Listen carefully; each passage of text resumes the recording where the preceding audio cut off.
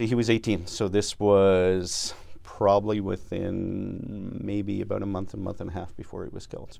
In June 1999, Greg Thompson's son, Stan, was killed along with 4 other young men in a horrific crash. The driver of the vehicle was under the influence of marijuana. And that was the first really big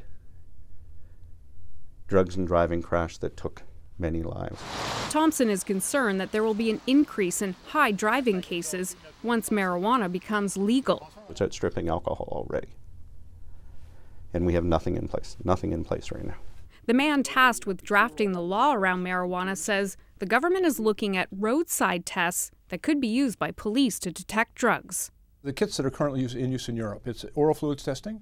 It's a plastic kit. The officer would take the stick and swipe it over the tongue, then mix the saliva with the enzymes in the device. 3 minutes later, if a red line appears, drugs are in the driver's system.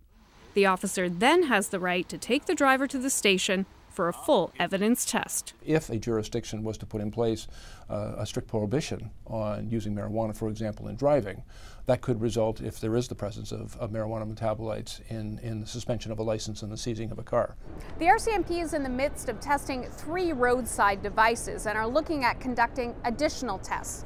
But they're still deciding which police agencies will take part. High driving kills. But unless limits on intoxication are set, like with alcohol, there are concerns criminal charges could be thrown out in court. As in alcohol, a .08 per se limit on alcohol is a well-known and recognized and science-based evidence. That does not exist.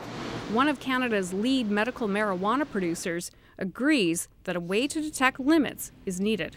People understand, that it's not cool to drive impaired. And that's with respect to alcohol, and people need to start that conversation as well for cannabis. A conversation Greg Thompson wishes he had with his son before that night in June. It's true.